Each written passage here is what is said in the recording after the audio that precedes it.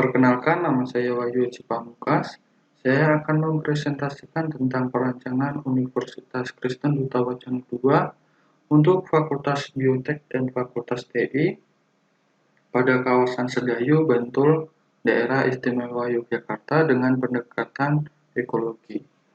Dilatar belakangi oleh UKDW yang terus mengalami pertumbuhan mahasiswa, dan UKDW juga mempunyai masalah lain, yaitu lahan yang terbatas membuat pengembangan pembangunan kampus tidak memungkinkan untuk dilakukan. Dengan bertambahnya mahasiswa setiap tahunnya berkisar 800 hingga 1000 mahasiswa, UKDW berencana membangun kampus 2 untuk mendukung proses belajar mengajar yang nyaman bagi mahasiswa maupun bagi dosen pengajar. Lalu saya mendapatkan beberapa fenomena yang terjadi di kampus UKDW sekarang.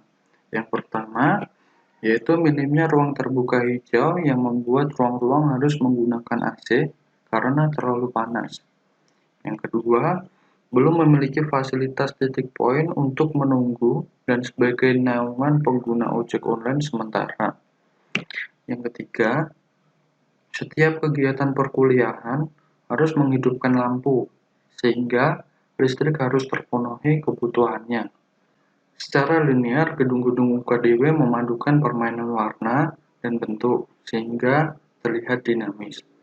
Dan UKDW juga belum mempunyai atau memenuhi kebutuhan space yang digunakan mahasiswa untuk mengerjakan tugas, berkumpul, maupun berorganisasi. Pemilihan lokasi pembangunan kampus UKDW II merespon arah perkembangan kota Yogyakarta yang ke arah barat, yaitu berlokasi di Jalan Nasional 3, Semamper, Argorejo, Kecamatan Sedayu, Kabupaten Bantul, Daerah Istimewa Yogyakarta. Luas lahan yang akan dibangun pada lokasi ini yaitu 11.505 meter persegi dengan kondisi lahan persawahan yang berada di Jalan Utama Yogyakarta, Kabupaten Bantul, dan berdekatan dengan sungai. Ini adalah analisis site saya, yaitu arah angin dari site tersebut berasal dari arah selatan, dan posisi barat terdapat sungai, lalu di arah timur, utara, dan selatan itu adalah kawasan persawahan. Lalu terdapat juga di arah utara, yaitu Jalan Utama Yogyakarta ke Kabupaten Bantul. Lalu ini beberapa analisis yang saya dapat, yaitu kecepatan angin, intensitas cahaya, kelembapan suhu, kebisingan suara, dan jenis tanah. Lalu pada set ini KDB maksimal 50%, KLB 1,2, KDH minimal 40%, dan ketinggian bangunan 1 hingga 10 lantai. Lalu dari analisis set tadi, saya menempatkan 2 massa bangunan dengan space di antara bangunan untuk mengurangi bagian dinding yang terpapar sinar matahari yang menimbulkan thermal dalam ruang meningkat. Lalu saya membelokkan massa bangunan B untuk merespon arah angin dari selatan agar bangunan A dapat mendapatkan udara sebagai pemanfaatan udara alami ke dalam bangunan. Lalu, saya memberikan ruang antara sebagai penghubung bangunan A dan bangunan B, lalu membedakan ketinggian bangunan B untuk menyesuaikan kebutuhan ruang. Lalu zoning ruang. Zoning ini menunjukkan terdapat 2 core di masing-masing bangunan, dan terdapat ruang co-working space sebagai space mahasiswa mengerjakan tugas maupun berkumpul. Selain itu, saya membuat ruang penghubung antara bangunan untuk menjadi titik poin pengguna ojek online.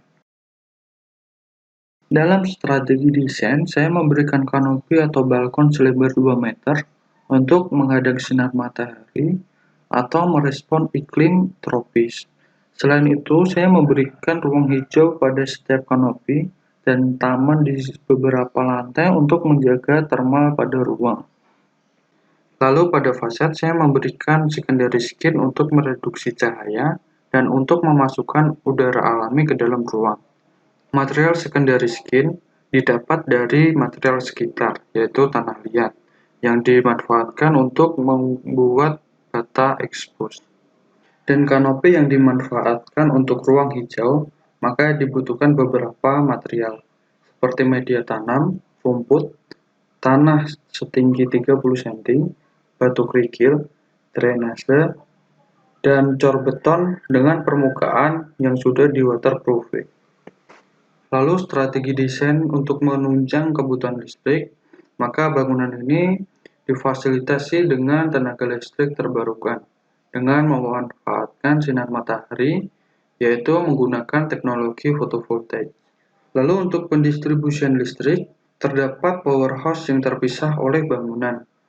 Pada powerhouse ini terdapat trafo, genset, ATC, dan AHU sebagai tempat penyimpanan listrik yang dihasilkan dari fotovoltaik.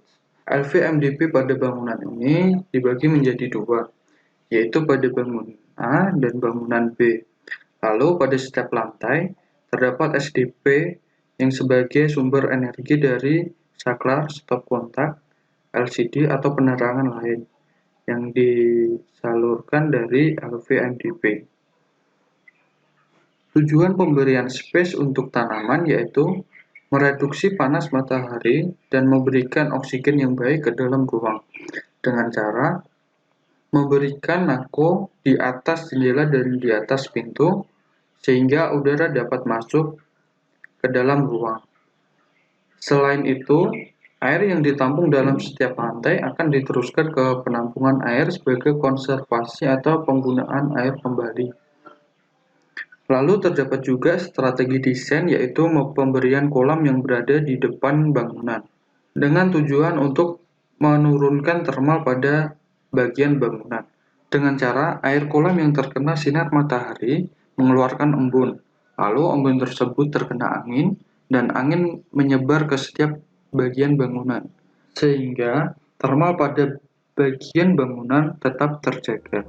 Untuk link grafis dan poster dapat dilihat di deskripsi. Sekian dari presentasi saya, terima kasih.